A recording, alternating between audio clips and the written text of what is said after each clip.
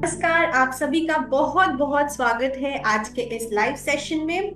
और जैसा कि आप सब जानते हैं कि ओनली माय हेल्थ समय समय पर आपके लिए लाइव सेशंस क्रिएटर्स के थ्रू और वीडियोस के थ्रू आपको हेल्थ अवेयरनेस पहुंचाता रहता है, करता रहता है। तो इसी के चलते आज का जो हमारा टॉपिक है वो भी बहुत इम्पोर्टेंट है, क्योंकि आज हम सेलिब्रेट कर रहे हैं वर्ल्ड एस्थमा डे। और हमारे साथ हमारे एक्सपर्ट भी जुड़ चुके हैं, doctor Ankit, he is consultant department of critical care medicine, Sharda hospital. Hello sir, how are you? नमस्कार, मैं अच्छा हूँ। I am good. How are you? मैं भी बहुत बढ़िया हूँ और उम्मीद कर रहे हैं हमारे दर्शक भी बहुत बढ़िया होंगे। अच्छा डॉक्टर अंकित, जैसा कि एक मैं रिपोर्ट में पढ़ रही थी, तो इंडिया में 46% जो ग्लोबली एस्थमा डेथ्स का जो रेट है उसमें इंडिया का 46% कंट्रीब्यूशन है। तो ऐसे में आप क्या कहना चाहेंगे कि क्या एस्थमा को लेकर के हमें अब सीरियस होने की जरूरत है? देखिए, अस्थमा जो है एक ये सांस की बीमारी है, जैसा कि हम जानते हैं। और ये बहुत ही कॉमन और बहुत ही आम लोगों में भी, ये बहुत लोगों के डेली रूटीन की प्रैक्टिसेस में भी लोग आजकल बातें करने लगे हैं अस्थमा की। तो जो हम्म। 46% जो डेटा आपने निकाला, हालांकि ये काफी ज्यादा है, but depending upon the population, जितनी सीवियरिटी, जो हमारी पॉपुलेशन बहुत ज्यादा है, उसके साथ में ऐसा कोई अलार्मिंग नहीं है।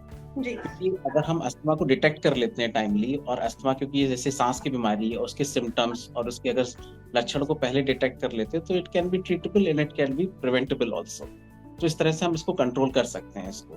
इसमें ऐसा हम्म। कोई अलार्मिंग नहीं है, बट हमें ये देखना है क्योंकि इंडिया में पोल्यूशन बहुत ज्यादा है। यहाँ पे एयर क्वालिटी इंडेक्स जो है वो काफी खराब है compare to the other countries. तो जो हमारे इस कंट्री में एयर क्वालिटी इंडेक्स है वो खराब होने के चक्कर में हमें थोड़ा सा अलर्ट और जागरूक होना जरूरी है। जी जी, ये रिपोर्ट जो मैंने अभी बताई ये ग्लोबल बर्डन ऑफ डिजीज की रिपोर्ट है। खैर, हम अपने अगले सवाल पे बढ़ते हैं। तो ये भी मैंने पढ़ा है कि अस्थमा के ना बहुत सारे टाइप्स होते हैं, बहुत सारे लोगों को नहीं पता है, क्योंकि हम इन जनरल जब बात करते हैं तो कहते हैं अच्छा तुम्हें अस्थमा है या फिर ये है। तो इनके कितने टाइप्स होते हैं और क्या टाइप्स को आप थोड़ा सा एक्सप्लेन करिए प्लीज। यस यस, बहुत ही अच्छा सवाल है। बेसिकली अस्थमा जो है, अगर मोटा मोटा देखा जाए तो बेसिकली अस्थमा दो टाइप के होते हैं। जी। एक तो एलर्जिक अस्थमा, और हम्म। दूसरी कैटेगरी डिवाइड करेंगे नॉन एलर्जिक। तो जो सबसे मोस्ट कॉमन है वो एलर्जिक अस्थमा है। और जो हम्म। नॉन एलर्जिक अस्थमा है उसमें बहुत सारी सब वेरिएंट्स आ जाते हैं, जैसे कि उसमें या तो एक्सपोजर रिलेटेड है, या कोई डस्ट रिलेटेड है, या हम्म। फिर इन्वायरमेंटल चेंजेस रिलेटेड है, या सीजनल रिलेटेड है। एंड थर्ड टाइप जो आता है, कभी कभी जेनेटिक भी देखा जाता है ये। अगर ओके। पेरेंट्स को अगर है, किसी मदर को या फादर को है, तो समटाइम्स 10 to 15% चांसेस होते हैं कि आपकी प्रोजेनी में या जेनेटिक्स में जा हम्म। सकता है ये डिजीज। बट उसमें ऐसी कोई बहुत टेंशन वाली बात नहीं है, क्योंकि 80 to 85% नहीं भी जाती है। Do hmm. Not to worry for that. तो मोटा मोटा ये दो तरीके या तीन तरीके के अस्थमा देखे जाते हैं हमारे पास। जी। तो क्या इन तीन तरीके के जो आपने अभी मेजर टाइप्स अस्थमा के बताए, इनके सिम्टम्स भी डिफर करते हैं? क्या क्या होते हैं सिम्टम्स? सिम्टम्स, अगर हम सिम्टम्स की बात करें, लक्षण की बात करें, तो जो अस्थमा जो सबसे कॉमन है एलर्जिक अस्थमा। तो हम्म। इसमें जो सिम्टम्स होते हैं बेसिकली, इसमें एक तो खांसी आती है पेशेंट को, जी। कफ होता है, मोस्ट लाइकली कभी कभी ड्राई कफ रहता है, पेशेंट को एक्सर्शन रहता है हमेशा, और हम्म। इसमें हमेशा पेशेंट का सांस फूलता है, ब्रीदिंग डिफिकल्टी होती है। ओके। तो और ब्रीदिंग डिफिकल्टी के साथ साथ हम इसको एक वीज बोलते हैं, जिसमें सीटी की आवाज आती है। जब जब भी हम्म। पेशेंट एक्सपायर करता है, एक्सहेल करता है, तो फिर ये इसमें वीज बोलते हैं हम इसमें। तो इस तरह के सिम्टम्स आते हैं इसमें। और हमें ये देखना जरूरी है इसमें कि आपकी जो एलर्जी है ये किससे हम्म। ट्रिगर हो रही है। अगर आप इस चीज को आइडेंटिफाई कर लेते हैं कि ट्रिगर क्या है आपके इस चीज में, तो हम्म। उसमें लक्षण आपको आपको पता चल सकता है कि आपको किस चीज से एलर्जी है। तो आप हम्म। उसमें ये सिम्टम्स देखने को मिला। मेन है सबसे पहले खांसी, हम्म। सांस में तकलीफ, हम्म। और जो वीज जिसको हम बोलते हैं एक्सपिरेटरी वीज वो होना। तो इसमें है। दूसरे लक्षण से सिम्टम्स ये ऐसे डिफर होता है। अगर मान लो दूसरी कोई प्रॉब्लम है सांस की, हम्म। उसमें कभी अगर आपको इन्फेक्शन भी हो सकता है, कोई वायरल इन्फेक्शन है, जैसे अभी करेक्ट। कुछ टाइम पहले वायरल इन्फेक्शन, अभी भी बहुत कॉमन चल रहे हैं वायरल इन्फेक्शन। उसमें हम्म। फीवर की टेंडेंसी ज्यादा होती है। अगर आपको बुखार है, बुखार रिलेटेड सिम्टम्स हैं, तो that can be other cause also. But अगर हम्म। केवल ये सिम्टम्स है कि केवल सांस फूल रहा है, और केवल ये है कि आपको वीज हो रहे हैं, ड्राई कफ है, तो मोस्ट लाइकली ये अस्थमा के ही सिम्टम्स हैं, एलर्जिक अस्थमा जिसको कहते हैं ये। जी। अच्छा, अभी आप जैसे ट्रिगर्ड चीज के बारे में कह रहे थे कि आपकी को क्या चीज ट्रिगर कर रही है, अगर आपने ये चीज पता लगा ली तो शायद आपके लिए इजी हो जाएगा उसका प्रिकॉशन लेना या उसको ठीक करना। लेकिन क्या क्या चीजें हो सकती हैं जो ट्रिगर कर सकती हैं? जैसे कुछ तो हम लोग ऐसे सुनते हैं कि धूल से बचना यस, चाहिए अस्थमा के पेशेंट्स को, या उनको धूल ज्यादा ट्रिगर कर सकती है। वैसे और क्या क्या ट्रिगर पॉइंट हो सकते हैं? मोस्ट कॉमन तो जैसे आपने बताया कि धूल, जो हम्म। धूल संकट है, क्योंकि ये अभी इतना क्लीन एनवायरनमेंट यहाँ पे नहीं है। जैसा मैंने पहले भी एयर क्वालिटी इंडेक्स की बात करी या हम्म। डस्ट की बात करी या जो जितने पॉलन्स हैं, तो जो हम्म। डस्ट पार्टिकल्स हैं, मोस्ट कॉमन कॉज तो यही है इसमें कि जो भी जी। डस्ट एलर्जी जिनको है, अगर हम्म। इनको कहीं धूल में जाते हैं, या किसी किसी का ऐसा भी हमने देखा है कि किसी घर में पालतू जानवर हैं, पेट्स हैं जिनके, हम्म। तो हम्म। जैसे कि उनके हेयर्स हैं, उनसे हम्म। भी किसी किसी को एलर्जी है। समटाइम जो ट्रिगर मैंने बताया, तीसरी चीज मैंने बताई जैसे seasonal variations, sometimes cold exposure से, all of sudden cold exposure से, जो हम्म। ये कोल्ड एक्सपोजर है उससे भी सिम्टम्स ट्रिगर हो सकते हैं। चौथी चीज हो सकती है कि जैसे आप किसी ऑक्यूपेशन, जैसे आप किसी कॉटन फैक्ट्री में काम करते हैं या हम्म। किसी ऐसी फैक्ट्री में काम करते हैं जहाँ स्मोक जाता है, जहाँ हम्म। पॉल्यूटेंट्स जाता है, तो ये भी ट्रिगर कर सकता है। सो जी। All of sudden temperature changes, cotton industries, dust, allergens, pollen grains, कभी कभार जब सीजन चेंज होते हैं, अप्रैल के सीजन में हमेशा ये पॉलन ग्रेन, जो फूल का हम्म। हम्म। होना, नए फूल का उगना, pollen grains का spread होना, this also is some kind of trigger which can lead to the escalation of the asthma. जी बिल्कुल। थैंक यू, आपने इतने एक्सप्लेन करके बताया कि क्या क्या पॉइंट्स हो सकते हैं, ट्रिगर पॉइंट्स आपके। अच्छा, लेकिन अभी आप बात कर रहे थे एलर्जिक और नॉन एलर्जिक पे, तो कैसे डिफरेंशिएट करें कि ये एलर्जिक पेशेंट है, इसको एलर्जिक अस्थमा है, और इसको नॉन एलर्जिक अस्थमा है? जी। बहुत ही अच्छा क्वेश्चन है ये। हमारे पास ओपीडीज में, हमारे पास आईसीयू में ऐसे बहुत पेशेंट्स आते हैं जिनको यही डाउट रहता है कि ये एलर्जिक है कि नॉन एलर्जिक है। हम्म। इसको बेसिकली डिफरेंशिएट करने के लिए, अगर एलर्जिक है तो ये पर्टिकुलर सीजन के टाइम पे आएंगे, और हम्म। ये जो एलर्जिक वाला हुआ ये क्रोनिकली चल रहा होगा। जैसे ऐसा नहीं कि आपको आज शुरू हुआ या फिर ये हमेशा लंबे पीरियड तक चलता है, क्योंकि एक्सपोजर कभी भी हो सकता है ये, क्योंकि ये बीमारी अस्थमा की जो है वो हर स्टेज में देखी जाती है। मेनली बच्चों से लेके एडल्ट तक किसी भी स्टेज में देखी जाती है। तो जो एलर्जिक वाली बीमारी वो लंबी हिस्ट्री होगी, मतलब 6 महीने से 1 साल से, कभी भी किसी चीज पे ट्रिगर हो सकती है। जो नॉन एलर्जिक है वो 2-3 दिन पहले की हिस्ट्री होगी कि आपको खांसी शुरू हो गई है या आपको बुखार आने लग गया है, जो नॉन एलर्जिक की बातें कर रहा हूँ मैं। तो ये शॉर्ट ड्यूरेशन हिस्ट्री रहती है इसकी। जो एलर्जिक वाली है उसकी लॉन्ग स्टैंडिंग हिस्ट्री रहती है। इससे वी कैन डिफरेंशिएट दिस। जी। अच्छा, क्योंकि हमने अभी सिम्टम्स की भी बात कर ली, हमने टाइप्स की भी बात कर ली, तो अगर क्या कुछ लेटेस्ट टेक्नोलॉजीज आई हैं क्योर की अगर हम बात करें, तो क्या आप कुछ इसके बारे में बता दीजिए कि क्या लेटेस्ट एडवांसमेंट टेक्नोलॉजीज हैं?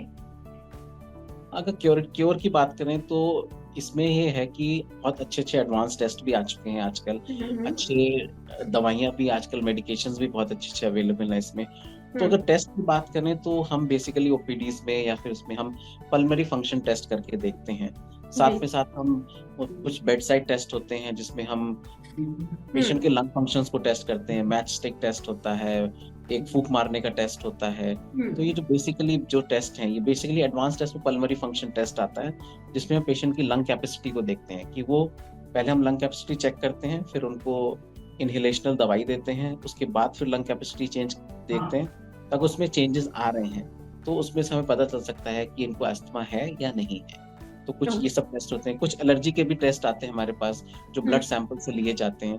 वो उनसे भी पता चल सकता है कि पेशेंट को किस चीज से एलर्जी है। तो एलर्जन टेस्ट भी कर सकते हैं हम उस बेसिस पे, ब्लड टेस्ट पे। तो किसी किसी केसेस में नहीं भी पता चल पाता, तो इन सब चीज टेस्ट की मदद से हम इनको पता कर सकते हैं।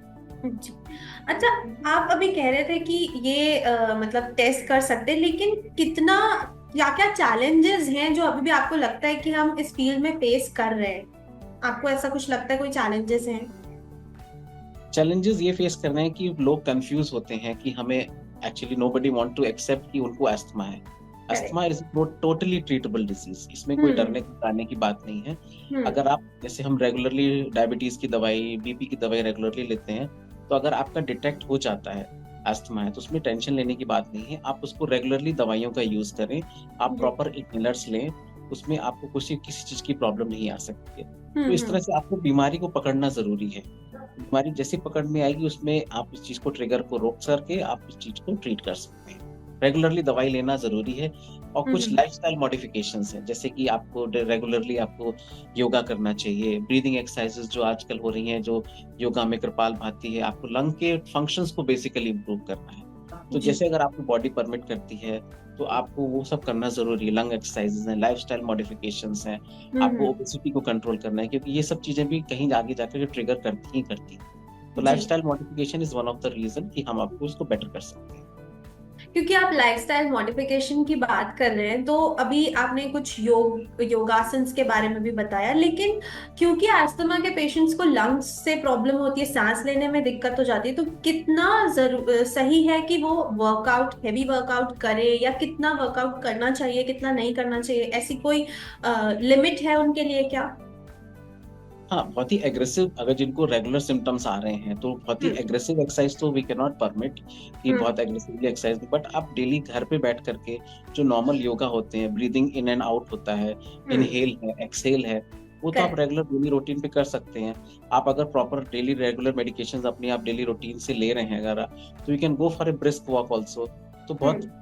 हैवी एक्सरसाइज करने की जरूरत नहीं है। Depending upon the age, depending upon the comorbidities, अगर आपको पहले से और कोई बीमारी तकलीफ है तो हम्म। उनको नजर रखते हुए आप मीडियम लेवल की एक्सरसाइज या मीडियम लेवल का योगा वर्कआउट आप कर सकते हैं, उसमें तो कोई जी, प्रॉब्लम नहीं। यस, बिल्कुल बिल्कुल मीडियम लेवल का, आप बस हैवी से बचें, बट बाकी हैवी से वर्कआउट और एक्सरसाइज आई थिंक करते रहना चाहिए, बिकॉज वो एक हेल्दी लाइफस्टाइल के लिए अच्छी चीज है।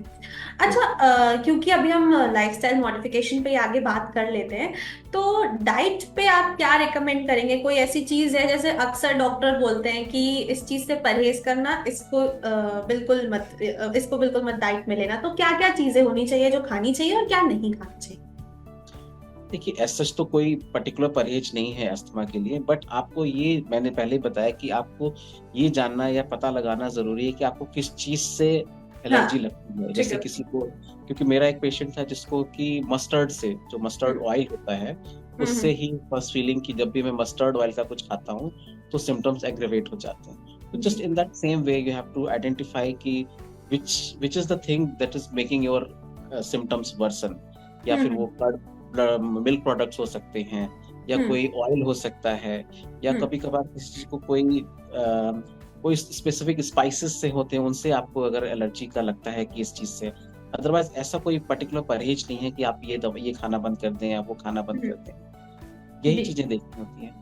जी। अच्छा, जैसे आपने हमारी इस कॉन्वर्जेशन के स्टार्ट में एयर क्वालिटी इंडेक्स की बात की थी, क्योंकि आजकल बहुत ही पोल्यूशन भी हो जाता है, तो दिल्ली जैसे शहरों में जहाँ पर एक्यूआई बहुत ही ज्यादा हाई होता है, तो वो लोग जो अस्थमा के पेशेंट्स हैं वो अपने आप को कैसे बचाएं, वो उन्हें क्या क्या टिप्स आप देना चाहेंगे?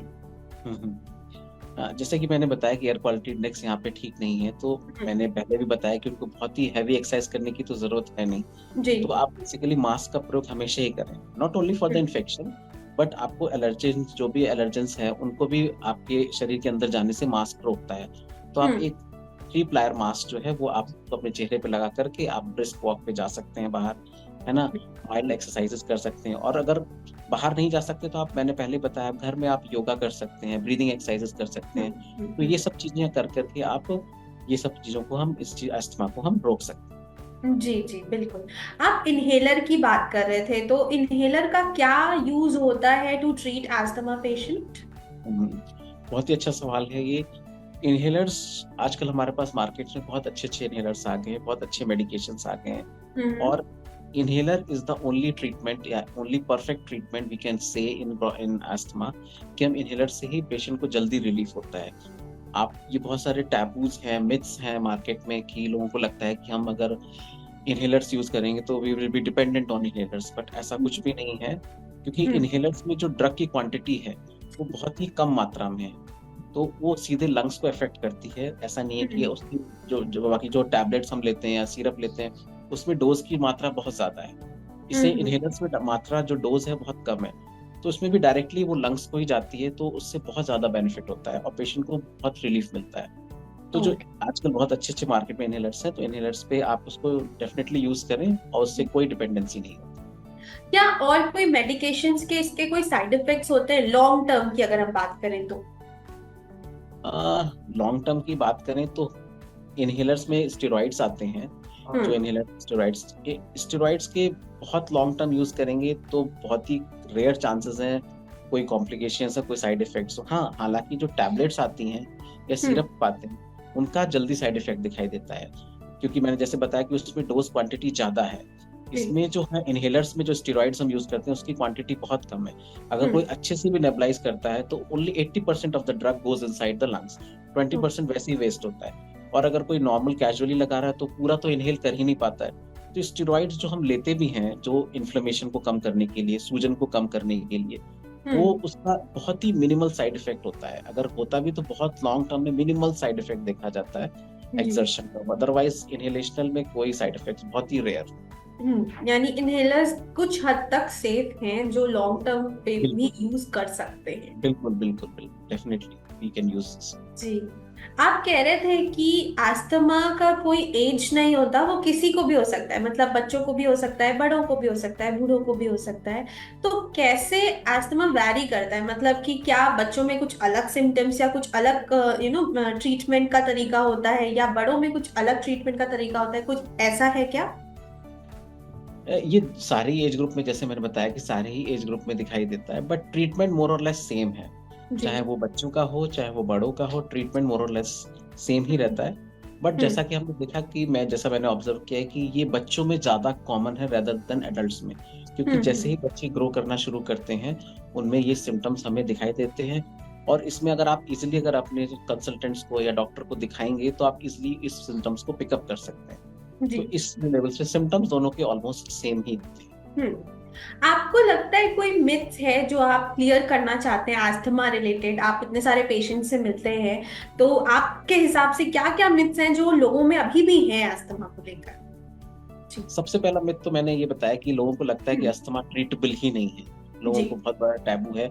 बट अस्थमा अगर आप जितनी जल्दी से जल्दी आप इसको रिकॉग्नाइज कर लेंगे या अपने डॉक्टर की सलाह से इसको जितनी जल्दी आइडेंटिफाई कर सकते, इट इज ट्रीटेबल, ये इसका हम्म। इलाज हो सकता है।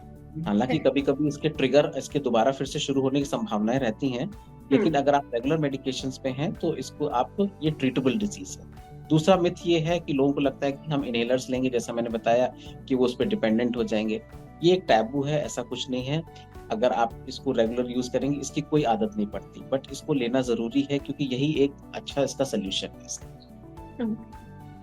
Thank you so much doctor Ankit हमारे साथ जुड़ने के लिए, और आपने एक एक डिटेल को बहुत ही बारीकी से समझाया। आई होप हमारी ऑडियंस के लिए ये बहुत ही इंफॉर्मेटिव सेशन रहा होगा। प्लीज कमेंट करके बताइए आपको कैसा लगा ये अस्थमा का ये live session. Thank you so much audience for joining. Thank you, thank you, नमस्कार। नमस्ते। ऐसे ही हेल्थ रिलेटेड वीडियोस के लिए ओनली माई हेल्थ के साथ जुड़े रहें, और हम समय समय पर आपके लिए ऐसे लाइव सेशंस लाते रहेंगे। नमस्कार। नमस्कार।